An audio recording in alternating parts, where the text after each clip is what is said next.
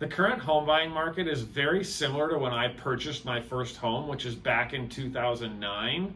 Now I'm going to tell you the market and the world are very different than that time, but what we're seeing for buyers is actually very similar. So when I went out to look for a house for the first time back in 2009, my realtor took me to see 4 or 5 different properties. And I won't reveal the prices because they'll make you hurt a little bit in comparison to where we're at today. We saw 4 or 5 houses, and the one that was priced the very lowest was actually the one that I liked the best. And so we went through them.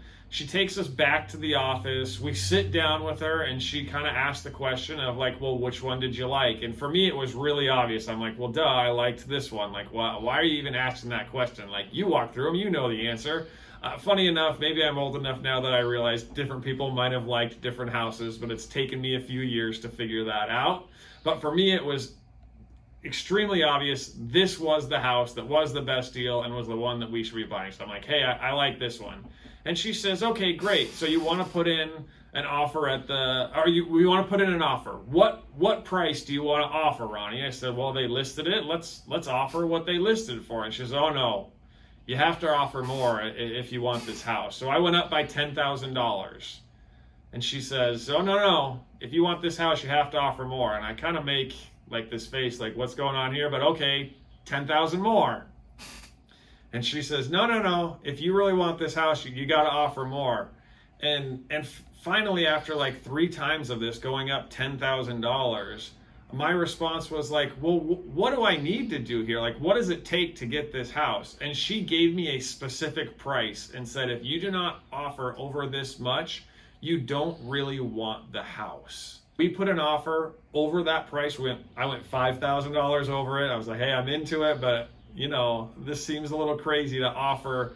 It was like 20% more than what the house was listed for. So we put the offer in at that. We actually got the house. That house has doubled in value over 10 years. It was a fantastic buy, a really good choice, but it was extremely difficult to offer 20% more than what the house was listed for. And I'm seeing that for a lot of buyers today. So I want to encourage you that the right question to ask your realtor when you go see a house and you really want it is, what price do I need to offer to get this house?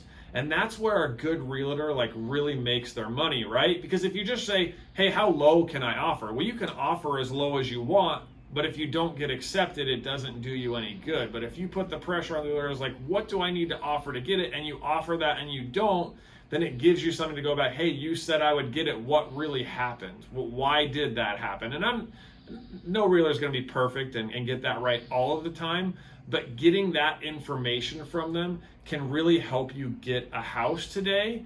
And going out there and looking at houses and putting in offers can get discouraging over time. So asking that question hopefully will encourage you to make sure that the offers you are making do have a chance to get accepted and do give you an advantage to get that house that you really want. And one step further with that, once they give you that price, you can always come back to us on the lending side. We can put together numbers at that price so you can kind of see the difference of what's the real monthly payment difference between what I need to offer and where it's listed, and is that really as significant as it sounds in the purchase price. So hopefully you find this little tip helpful when you're out there looking to purchase a home.